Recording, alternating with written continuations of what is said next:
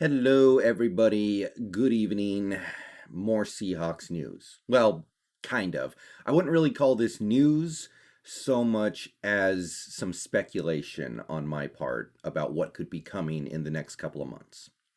So, ever since the draft ended, one topic of many topics, in fairness, that has been repeatedly brought up by Seahawks fans everywhere is okay, when are we going to bring in some of our old boys? The draft is over. We know how much money we have. We know how much money we have to invest in these rookies. When are we going to bring in Richard Sherman? When are we going to bring back KJ Wright? When are we going to go get a player like maybe a Bashaud Breeland, a Austin Ryder? The list goes on and on. You guys know who the usual suspects are. Sherman in particular seems interesting because there's been a little bit of buzz around this in the last few days. Here's an article from a few days ago. Could Richard Sherman return to Seattle? We'll see what happens, says Pete Carroll. This isn't really so much anything breaking. This was said a few days ago. Nothing's really changed. Basically, Schneider said that the rift between Sherman and the Seahawks was overblown and that they have a positive relationship with Sherman and that we've spoken to him recently and there didn't seem to be any bad blood there. Okay, that's fair enough. The Raiders, which were one of the four teams that had interest in Sherman at this point in time, seem to be off the board because they signed Casey Hayward. You wouldn't think they would sign multiple aging veteran corners. So if we take Sherman at his word, it is down to us, the San Francisco 49ers, and the New Orleans Saints. Okay, so it does seem like there is some potential here.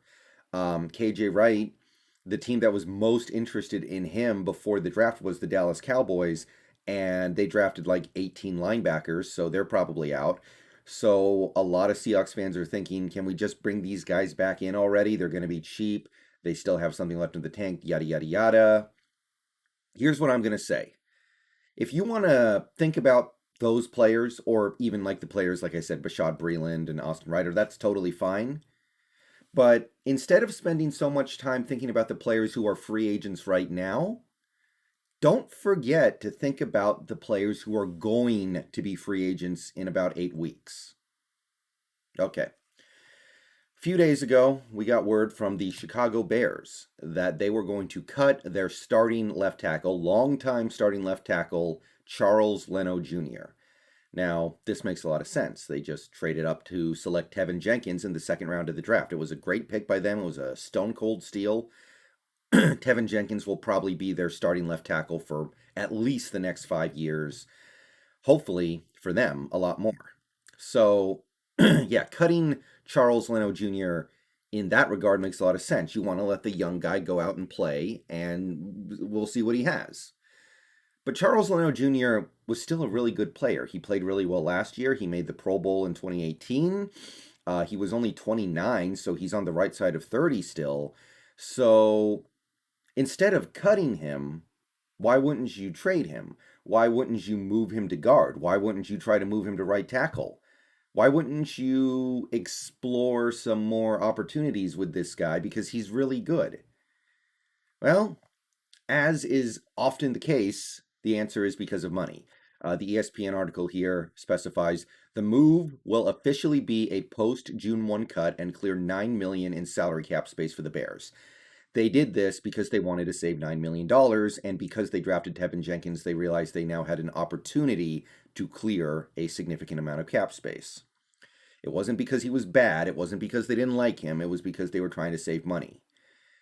And you're going to see a lot of teams have to make decisions like this in the next 2 months because obviously you're not going to see the cuts officially made until after June 1st, but a lot of the cuts are going to be announced well before then. They're going to be telegraphed. So when I saw that Charles Leno Jr. got released, my first thought was, how can this benefit us? Does he make any sense to come to Seattle? Pretty quickly, I realized probably not.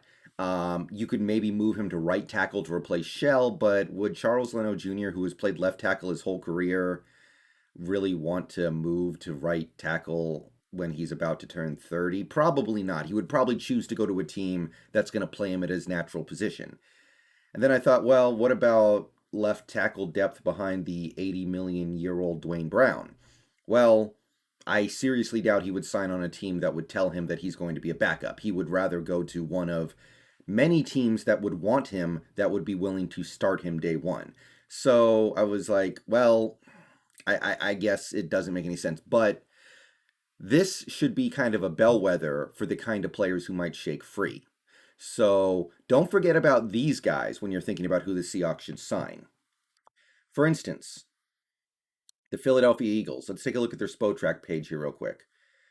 The Eagles are a team that is clearly rebuilding. They're going to be having their first full season under a new quarterback, a new head coach. They were an awful team last year. They have a lot of veterans on that team that they just need to find a way to jettison. And some of them they probably can't. But I think some of them you're going to see them either cut or get rid of super cheap just so they don't have to pay them, because they're entering a new era. Players like Fletcher Cox carries a cap hit of almost $24 million this year. Almost $24 million. That's a lot of money to pay to a stud defensive tackle for a team that has no real ambitions. A post-June 1st cut would incur a cap hit of about $9 million, less than $9 million. So you can save $15 million if you cut Fletcher Cox after June 1st. Now, I'm not saying we would have a lot of interest in Fletcher Cox, but I'm not saying we wouldn't. I mean, wouldn't you rather have Fletcher Cox on this defense than Al Woods? Or what about Jason Kelce? You know, the Eagles just drafted a new center. They drafted Landon Dickerson in the second round, and they didn't draft him to sit on the bench for 4 years, trust me. Now, Jason Kelce is just turned 30, I think, and he still has something left in the tank. He's been one of the best centers in the league for the last several years, but he's starting to hit the decline. It's slowly starting to slip away from him, but he still has good years left in him. But maybe the Eagles decide, hey, let's move into the next era of Eagles football. And the next era of Eagles football does not involve a player like a Jason Kelce or a Fletcher Cox. Probably not even a Lane Johnson, but that's too difficult to get out of right now. But Jason Kelce, if you cut him after June 1st, you'd still have to pay him $4 million. You would only save $1.5 million. But don't be surprised because the salary cap went down. Don't be surprised if the Eagles end up having to do something like that, because they feel like, why not?